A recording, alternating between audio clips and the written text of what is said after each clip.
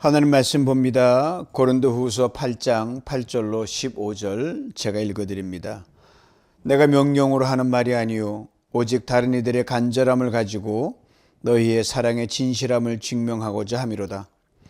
우리 주 예수 그리스도의 은혜를 너희가 알거니와 부요하신 이로서 너희를 위하여 가난하게 되심은 그의 가난함으로 말미암아 너희를 부요하게 하려 하심이라. 이 일에 관하여 나의 뜻을 알리노니 이 일은 너희에게 유익함이라. 너희가 1년 전에 행하기를 먼저 시작할 뿐 아니라 원하기도 하였은즉 이제는 하던 일을 성취할지니 마음에 원하던 것과 같이 완성하되 있는 대로 하라. 할 마음만 있으면 있는 대로 받으실 터이요 없는 것은 받지 아니하시리라. 이는 다른 사람들을 평안하게 하고 너희는 곤고하게 하려는 것이 아니요 균등하게 하려 함이니 이제 너희의 넉넉한 것으로 그들의 부족한 것을 보충함은 후에 그들의 넉넉한 것으로 너희의 부족한 것을 보충하여 균등하게 하려 함이라. 기록된 것 같이 많이 거둔 자도 남지 아니하였고 적게 거둔 자도 모자라지 아니하였느니라. 아멘.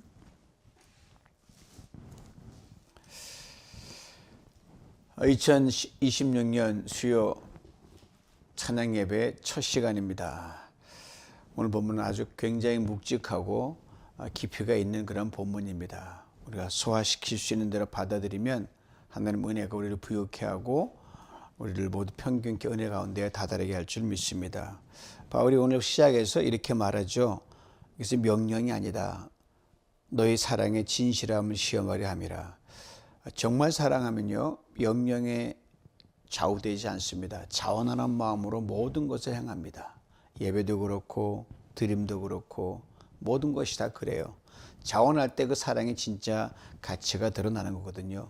그러면서 바울이 오늘 굉장히 중요한 예수 그리스도가 어떻게 우리를 위하여 죽으셨고 이 땅에 오셨는가를 함축된 구절 말씀을 이렇게 명확하게 증거합니다. 들어보세요. 우리 주 예수 그리스도의 은혜를 너희가 알거니와 은혜를 알거니와 부요하시니로서 너희를 위하여 가난하게 되심은 그 가난함으로 말미암아 너희를 부요하게 하려 하심이라. 모두가 알고 있는 말씀이고 이 말씀만 들어도 그냥 부자가 된 느낌이죠. 너희가 알거니와라고 하고 있습니다. 단순한 너희가 알잖아 지식 정보를 제공하는 게 아닙니다. 너희가 이미 알고 있다. 즉 경험을 통해서 알고 있고 맛보았고 누렸다는 그 고백을 말하고 있습니다. 그렇다면 그 알고 있는 그 우리 주 예수 그리스도의 은혜가 뭐냐 이 말이죠. 바울은 정확히 얘기 않지만 충분히 행간을 읽고 예수 그리스도께서 이 땅에 오신 걸 그 행적을 보면 무엇을 행하는지 분명히 알 수 있습니다. 바울은 은혜를 결국 추상적이거나 뜬구름 잡는 것처럼 얘기하지 않습니다. 은혜란 건요 구체적이 돼야 되고요 손에 잡혀야 되고 눈에 보여야 되고 경험되어야 그게 은혜입니다. 우리가 은혜란 노래를 많이 부르는데 사실 잡혀야 은혜예요. 경험돼야 은혜고요 간증돼야 은혜입니다. 바로 예수 그리스도 그분 자신이 은혜라는 거죠.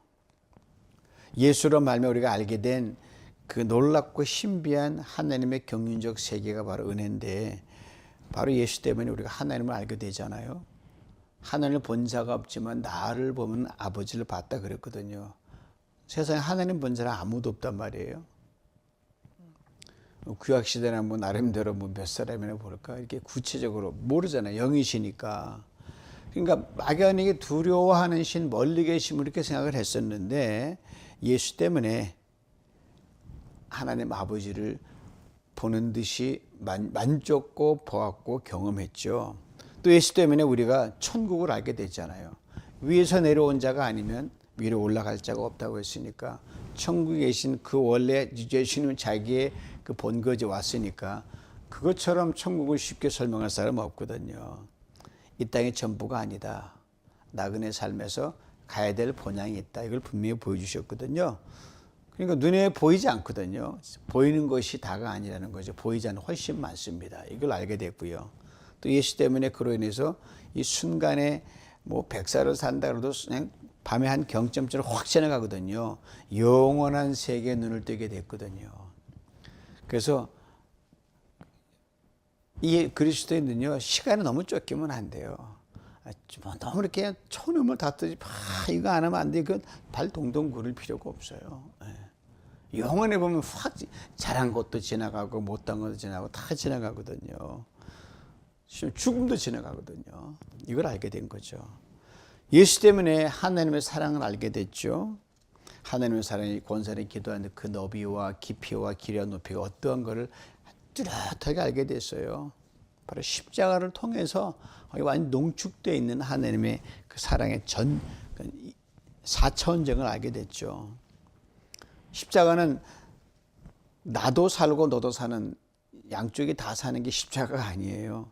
나는 죽고 너가 산다는 게 십자가의 길이 얼마나 대단합니까?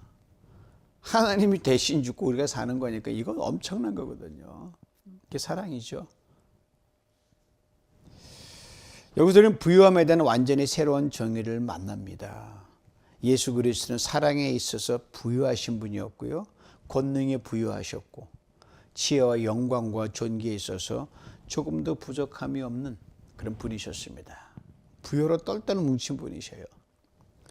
그러나 그분은 부유함을 혼자 붙들고 계시지 않았다는 거죠. 바울은 단호하게 말합니다. 절대 부유한 그분께서 너희 때문에, 너희를 위하여 여러분과 저 때문에 가난하게 되셨다. 단순한 비유가 아닙니다, 여러분. 실제 사건이에요. 아시겠습니까? 하늘의 영광 다 버리신 것, 절대 부의 영광 버리시고 사람 몸을 입으시고 십자가에 모든 걸 내어주신 사건. 자신의 절대 부여를 완전히 다 버리고 가난한 옷을 입으신 거죠. 너희를 위하여. 이 짧은 말이 우리의 마음을 전율케 합니다. 예수님의 삶의 방향은요, 한 번도 자신을 향한 적이 한 번도 없습니다. 처음부터 끝까지 너를 위하여, for the sake of you. 엄청난 말입니다. 그래서 바울은 고린도 교인들이 이 질문을 던지고 있습니다. 너희는 원래 부유한 교회였다. 경제적으로도 은사적으로도 환경적으로 부유한 교회였다. 지금 너희는 가난해지고 있다. 왜입니까? 부유함이 자기 안으로만 흐르기 때문에 그렇다는 거죠. 주는 것을 멈췄습니다. 나누는 것을 멈추고 서로를 향해 다치기 시작할 때 교회는 가진 것이 많아도 그건 가난합니다.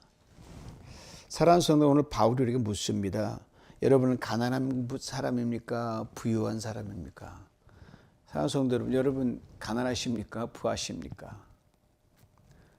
무엇 기준으로 가난하다 부하다 얘기하십니까?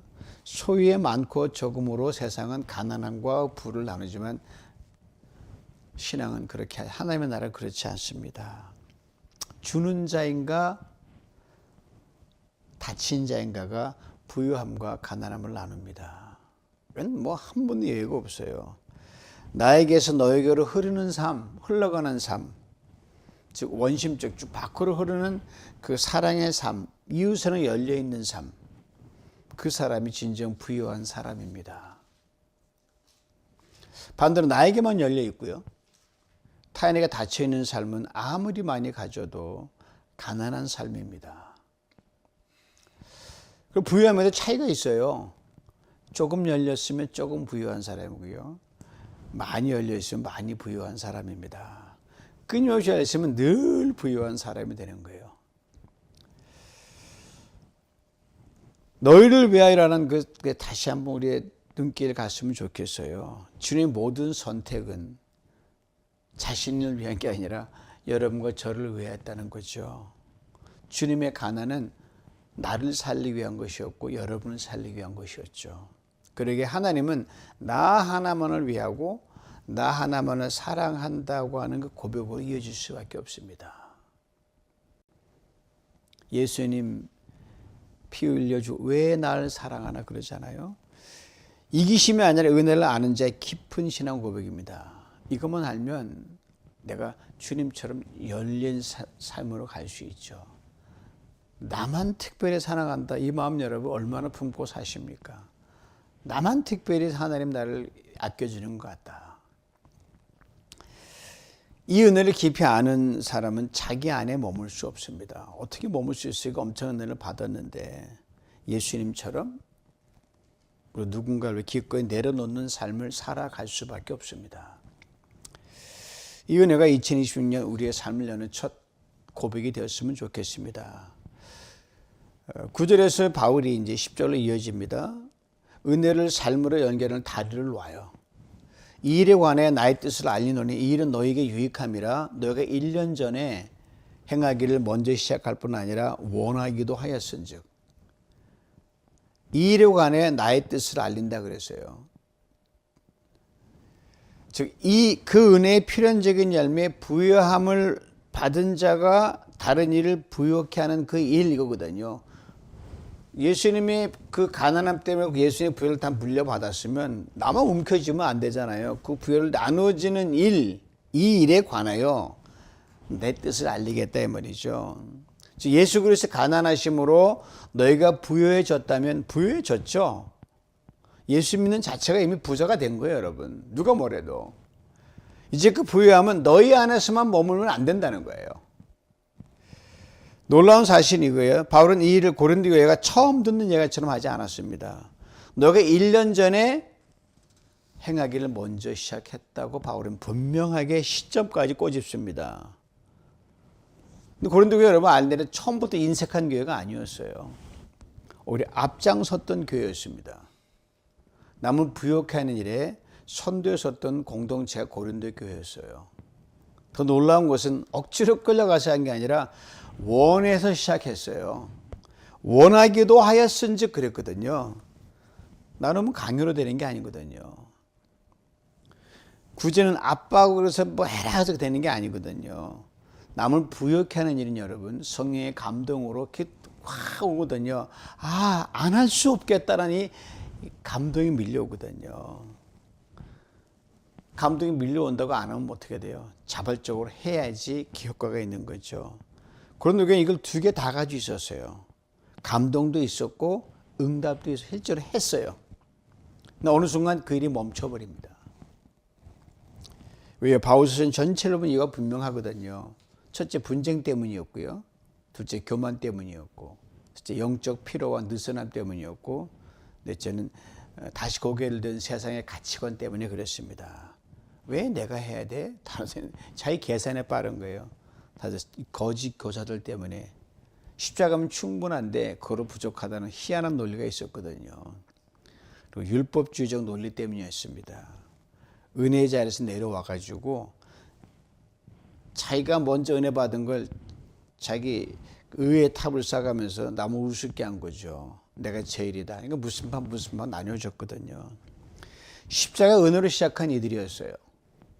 어느 순간 자기 실력과 자기 성취와 자랑할 때 남에게 대한 부유함이 딱 멈추게 됩니다. 그래서 바울은 책망하고 싶지만 이렇게 말하죠. 이 일이 너에게 유익됐지 않냐. 그 참 이득을 많이 받지 않냐. 너희 영혼에 유익했고 너희 삶이 풍요로워졌고 너희 신앙이 지켜져 풍성. 그래서 하나님의 은사와 은혜를 물붓듯 보여주지 않았냐. 여러분 나누는 사람이 가장 먼저 살아납니다. 주는 사람이 은혜의 중심으로 돌아가게 되어 있습니다. 그런데 잘 시작했어요. 문제는 끝까지 못한 거죠. 그래서 바울은 이제는 하던 일을 성취하라고 바울이 말하고 있습니다. 10절은 과거를 상기시키는 말씀이고요. 11절은 현재를 향한 결단을 초청입니다. 은혜는 기억으로 끝나지 않습니다. 반드시 완성으로 나가야 됩니다. 어느 단계 완성되면 그 다음 또 시작해야 되죠.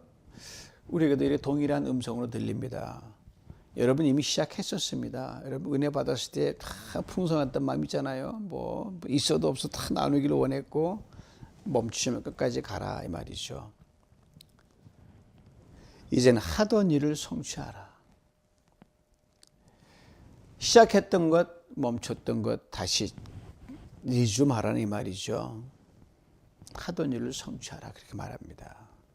시작했으면 끝내라. 이게 신앙이죠.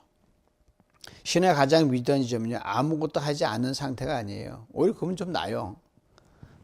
가다가 중단하는 거죠. 멈추는 거죠. 고린도교회 은혜로 시작했습니다. 성령의 감동으로 문을 열었고요. 남은 부요한 일에 앞장섰습니다. 멈췄고 모든 게 멈췄습니다. 바울이 새롭게 뭘 하라는 게 아니냐. 이미 너희 시작한 거 다 알고 한 거 아니냐. 그대로 이어가라.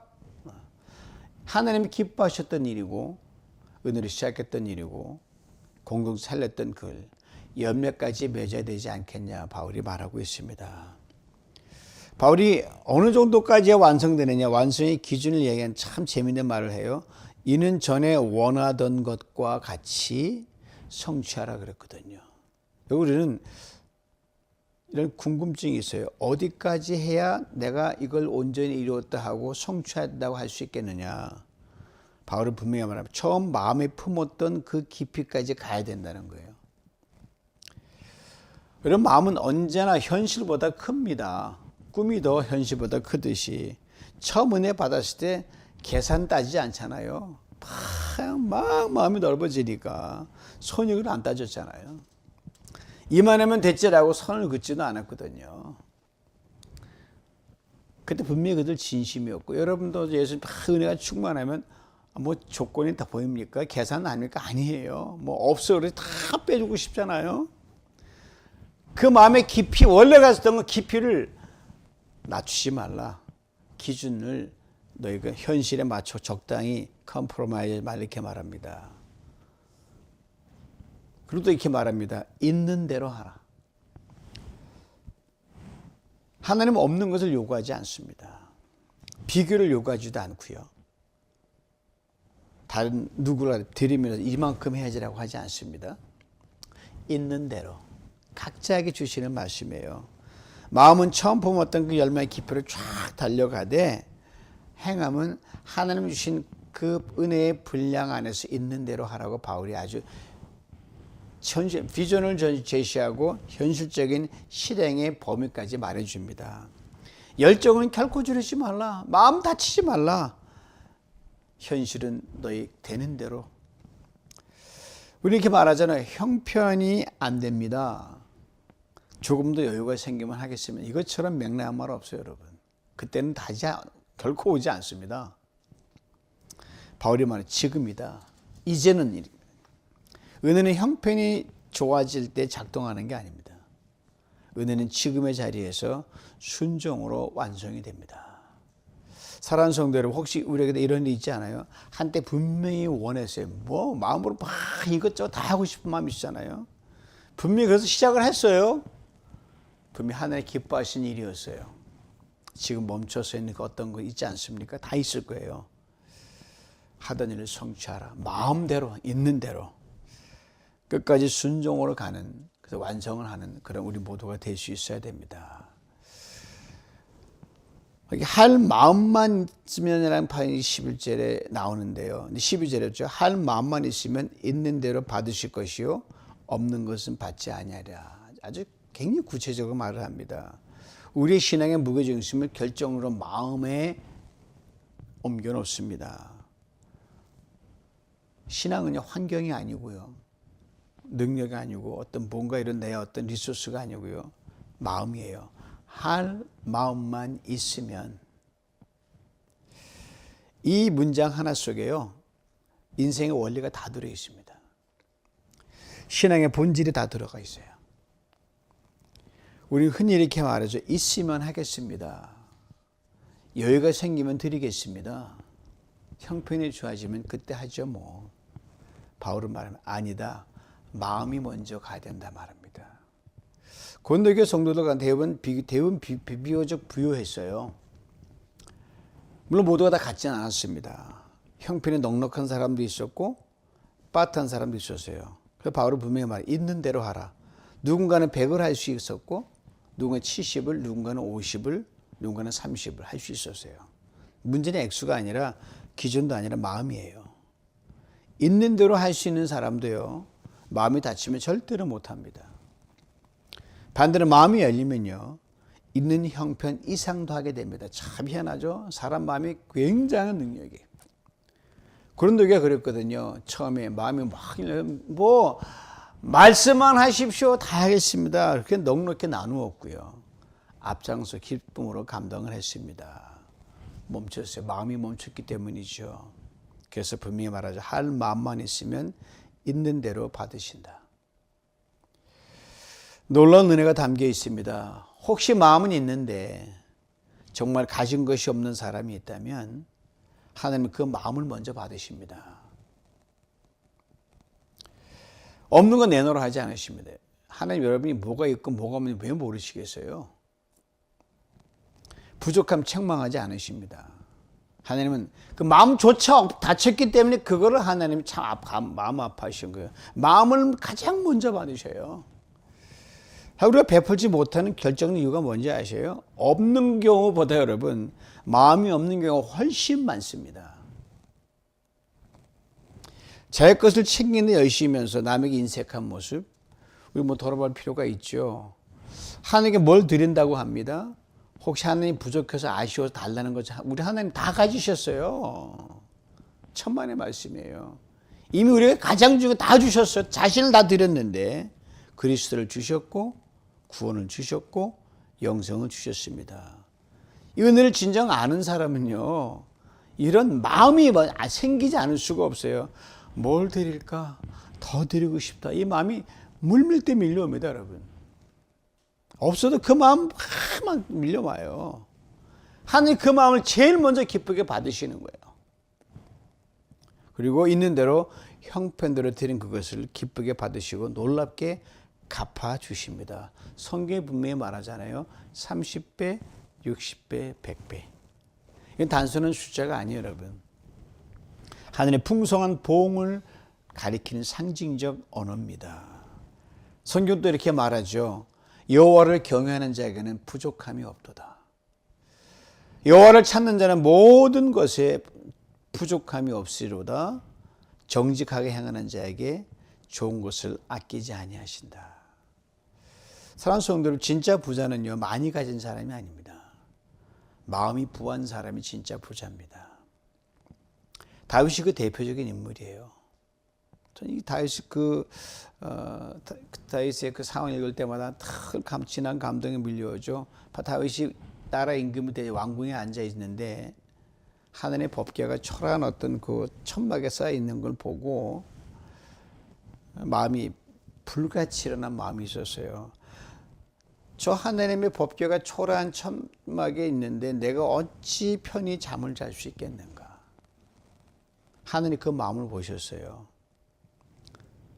그래서 성전을 짓고 싶겠다 했는데 하나님 그러셨거든요. 내가 언제 너한테 집 져달라 그랬냐. 그렇게 하시면서 그 말 크게 감동 먹고요. 다윗과 그 가문을 대대로 축복하셨어요. 이게 마음의 논리입니다, 여러분. 없다 있다의 문제가 아니라 정말 그 마음이 열려 있는가, 이게 굉장히 중요해요, 여러분. 사랑하는 성도들, 오늘 말씀 다시 한번 새기를 원합니다. 할 마음만 있으면 받으신다. 이것이 예수 그리스도 안에서 구원받아 우리가 주시는 진짜 잘 되는 길이고 복된 인생의 길입니다. 그러므로 성경 분명히 말하잖아요. 무릇 지킬 만한 것보다 더욱 내 마음을 지키라. 생명의 근원이 거기서 난다고 분명히 말씀하고 있습니다. 사랑하는 성도, 하나님을 향해 마음을 넉넉히 여시기 바랍니다. 마음이 부한 사람이 진짜 부자입니다. 앞서 말씀에 바울은 분명히 말하죠. 하나님 마음을 받으신다. 그리고 13절에서 그 열매가 어떤 모습 나타나는지를 아주 현실적으로 설명합니다. 들어보셔요. 이는 다른 사람들은 평안하게 하고 너희는 곤고하게 하려는 것이 아니요 균등하게 하려 함이니. 바울은 먼저 오해를 딱 멈추게 합니다. 너희를 곤고하게 만들려는 것이 아니다. 하나님은 한쪽으로 희생시키셔가지고요 다른 쪽만 살리는 그런 하나님, 그러면 능력의 하나님이 아니죠.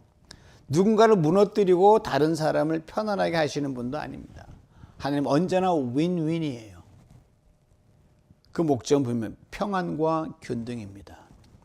먼저 바울은 말합니다. 다른 사람들을 평안하게 한다라고 했습니다. 우리는 아무렇지 않은 한 끼가 어떤 얘기는 생존의 문제가 될 때가 있을 때 있거든요. 우리는 있어도 평안하지만 그들은 없어서 불안해합니다. 불안은 마음을 무너뜨리고요. 존엄을 흔들고 삶을 위협합니다. 우리가 바라보는 지구촌이 참 그런 게 많잖아요. 이때 우리의 드림은요. 크든 작든 단순한 나눔이 아닙니다. 누군가에게는 생명줄이 되고요. 평안의 줄이 됩니다. 이게 하나님 나라의 방식이에요. 있는 자의 손을 통해 없는 자의 밤이 밝아지는 것. 이것이 드림이 드리는 첫 번째 열매입니다.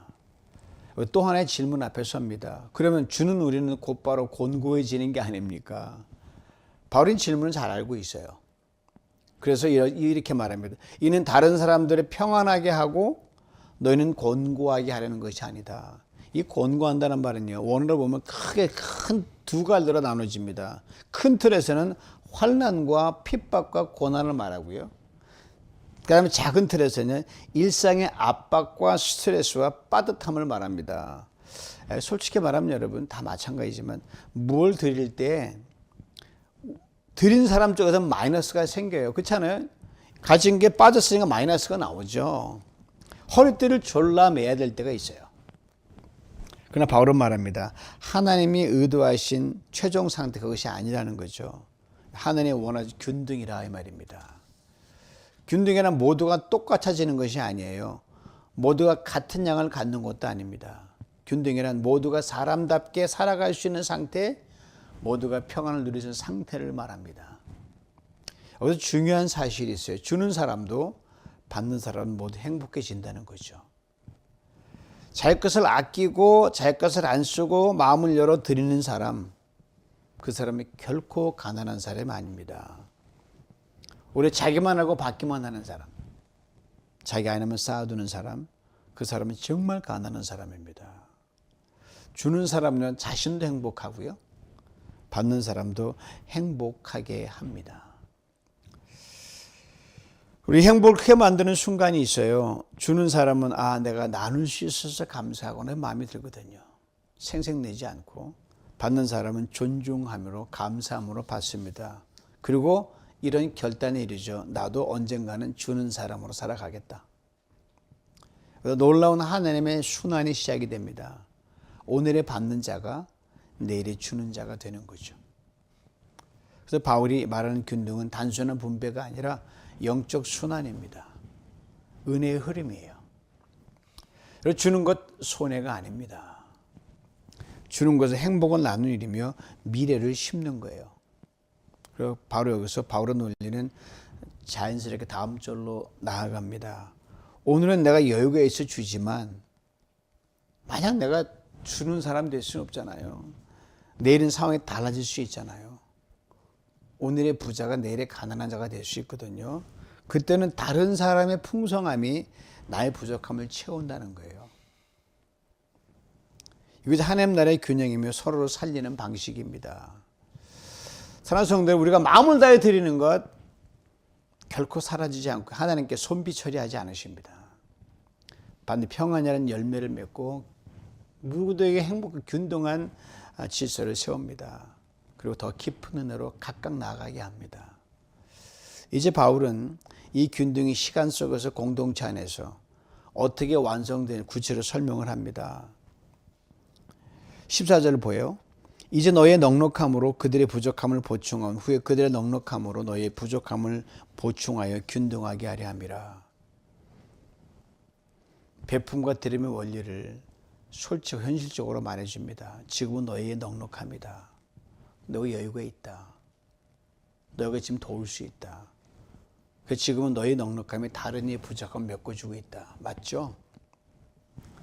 바울이 이것을 미워하지 않습니다. 어떤 영웅의 희생으로 포장하지도 않고요. 담담하게 지금은 너희 차례다. 우리 인생에 그런 때가 있잖아요. 쓸 수 있을 때가 있고요. 도와줄 수 있을 때가 있고 내 손을 내밀어 줄 때가 있어요. 그때 우리의 베품은 단순한 선행이 아니라 누군가의 삶을 보충하는 결정적인 그것이 됩니다. 그러나 바울은 후에, 이 짧은 단어가 엄청난 의미를 가지고 있죠. 후에 그들의 넉넉함으로 너희 부족함을 보충하여. 그래 여러분, 내가 누구를 준다고 해서 어떤 가난한 사람 항상 평생 가난하지 않아요. 그래서 남에게 선대하는 게 얼마나 중요한지 몰라요. 바로 인생은 알고 있습니다. 지금의 넉넉함이 영원하지 않다는 것을. 오늘의 여유가 내일의 절박함으로 바뀔 수도 있다는 사실 너무 잘 알고 있습니다. 바로 정직하게 말합니다. 언젠간 여러분도 부족해질 수 있습니다. 그러니까 있을 때 하라는 거죠. 부족해지면 하고 싶어도 못해요. 그때를 대비해 보험을 들라는 거예요. 하나님께 심는 거죠.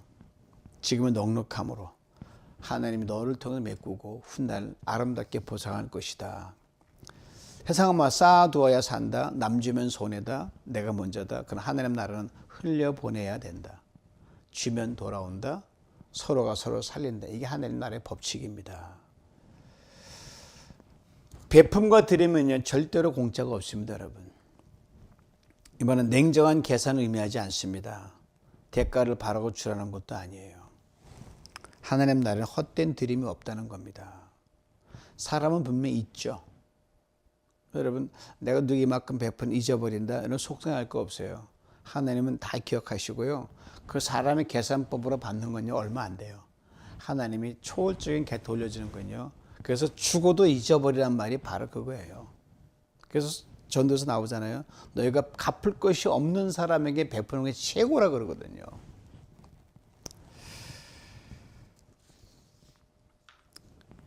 오늘의 주는 자가 내일의 받는 자가 될 수 있고 오늘의 받는 내일의 주는 자가 될 수 있다는 이 논리. 혹 이렇게 생각해 본 적 있으셔요? 왜 늘 내가 돕는 쪽인가? 왜 늘 내가 내어주는 쪽인가? 오늘 14절은 말합니다. 당신 차례이기 때문에 하나님 주셨기 때문에 그러니 공치사하지 말라는 거예요. 이것이 끝이 아니다. 그 줌으로써 반드시 멋지게 돌려받는다는 거죠. 그러므로 지금 여유 있을 때, 할 수 있을 때 여러분 흘려보내는 것이 굉장히 중요합니다. 하나님 기가 막히게 돌려주십니다. 이제 바울이 우리를 마지막 본문에서 오래된 역사의 저 먼 과거를 데려갑니다. 바로 광야예요. 그래서 기록된 것 같이 많이 거둔 자도 남지 아니하였고 적게 거둔 자도 모자라지 아니하였느니라. 이 말씀 출애굽기 16장에 만나 사건이에요. 떠올리게 하는데 바울은 13절과 14절에 말한 균등의 원리를 하나님의 역사 쓰임이 증명된 진리로 우리 앞에 증거를 하는 거예요. 정말 바울 그 말 맞아? 주문 바울이 딱 출애굽 사건을 얘기하는 거예요. 광야에서 하던 이스라엘 백성에게요. 날마다 만나를 내려주셨어요. 그리고 분명히 말씀하셨어요. 각 사람은 먹을 만큼만 거두라. 한 사람당 한 오멜씩 정해주셨거든요. 명령은 분명했어요. 그렇다면 결과는 똑같아야 되잖아요. 근데 성경이 이렇게 말합니다. 많이 거둔 자도 있었고 적게 거둔 자도 있었다. 왜 이런 차이가 생겨났을까요? 저울이 없었죠. 물론 저울은 없지만 오멜을 잴 수 있는 그 그릇은 있었거든요. 대충 다 마셨을까요? 출애굽기 16장 18절은 그 가능성을 넘어섭니다.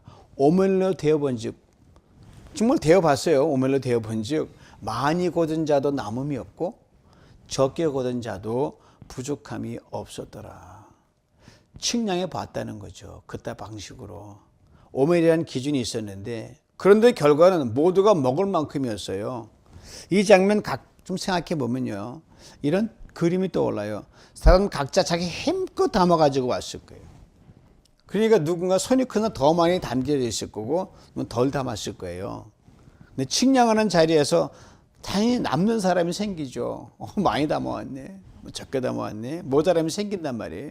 여러분 마켓 가가지고 땅콩 이렇게 할 때 분명히 파운드 얼마지만 딱 잡으면 그대로 잡으면 좀 더 넘칠 때가 낮출 때가 있잖아요. 그런 거죠.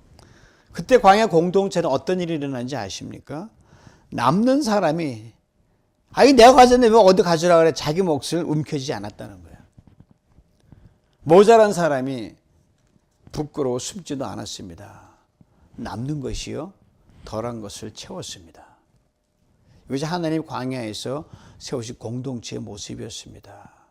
광야는요, 하나님이 절대적 분깃이 되는 거예요. 하나님 말씀대로만 살고 하나님이 우리의 분깃이 되는 거거든요. 거기는 저장고도 없어요. 뭐 냉장고 있었겠습니까? 미래에 대한 대비도 없어요. 쌓아둘 여지도 없습니다. 하나님은 만나를 통해 분명한 진리를 가르쳐 주셨어요. 내가 주는 것은 쌓으라고 주는 것이 아니다. 살라고 주는 것이다. 조금 더 가졌다고 우울해질 이유가 없고 조금 덜 가졌다고 열등할 이유도 없습니다, 여러분. 광야 인생에는 덤과 덜함이 반드시 존재합니다. 누군 더 가지고요, 누군 덜 가질 수밖에 없어요. 상대적이니까. 사람마다 기준이 다르잖아요. 그 다름은 피할 수가 없습니다. 그러나 하나님 그 다름을 차별의 근거로 절대로 쓰지 않으십니다. 오히려 사랑과 배려의 지렛대로 사용하십니다. 오늘 내게 덤이 주어졌다면 그것은 교만의 이유가 아니라 감사의 이유입니다. 그리고 그 덤은 나를 위한 것이 아니라 다른 일을 채우라고 내게 맡기신 은혜의 서플러스, 잉여분입니다. 반면 오늘 내게 덜함이 있다면 그것은 원망의 이유가 아닙니다. 하나님이 사람을 통해 채우시고 베푸신 은혜의 통로가 열려 있다는 신호입니다. 그래서 바울은 말합니다. 많이 거둔 자도 남지 않았고 적게 거둔 자도 모자라지 않았다. 이것이 하나님 나라의 질서고 원칙입니다. 저는 오늘 본문처럼 다시 한번 되짚어 봅니다. 9절에서 예수 그리스도는 부유하신 분으로 우리를 가난하게 되셨다. 10절, 12절에서는 시작한 일 끝까지 완성하라. 12절에서는 할 마음이 있으면 다 받으신다고 했습니다. 베품은 손해가 아니라 서로 살리는 균등의 원칙이다. 15절에서는 모든 논리를 광야의 만나로 마무리하십니다. 사랑하는 성도 여러분, 우리는 지금 2020년 광야 세상을 막 출발하고 지금 달려가고 있습니다. 광야에서도 하나님은 공동체를 세우셨고 지금도 세우십니다. 오늘 내 손에 남는 것이 있다면 감사로 내어놓게 하시고 오늘 내 손에 부족함이 있다면 불평등의 하나님의 채우심을 기다리게 하십니다. 이런 공동체, 이런 교회, 이런 성도가 되기를 축복합니다. 많이 거둔 자도 남지 아니하였고 적게 거둔 자도 모자라지 아니하였느니라. 이 하나님의 질서가 우리 공동체 안에 여러분 개인의 삶에 오늘도 살아 역사하는 놀라운 신비한 은혜와 축복이 되기를 주님의 이름으로 축원합니다. 주님 부유하신 주께서 우리를 위하여 가난하게 되신 은혜를 오늘 다시 마음 깊이 새깁니다. 받기만 하는 삶이 아니라 흘려보내는 삶으로 살게 하시고 쌓아두는 손이 아니라 열려있는 손으로 살게 해 주시옵소서. 오늘 우리에게 남겨주신 덤은 이웃을 살리는 은혜로 내어놓게 하시고 오늘의 부족함은 주님이 채우실 자리를 신뢰로 기다리게 하여 주시옵소서. 부유케 하시고 균등케 하시는 주님의 은혜 안에서 기쁨으로 순종하는 광야의 길을 멋지게 걸어가기를 원합니다. 우리를 도와주시옵소서. 예수님의 이름으로 기도하옵나이다. 아멘.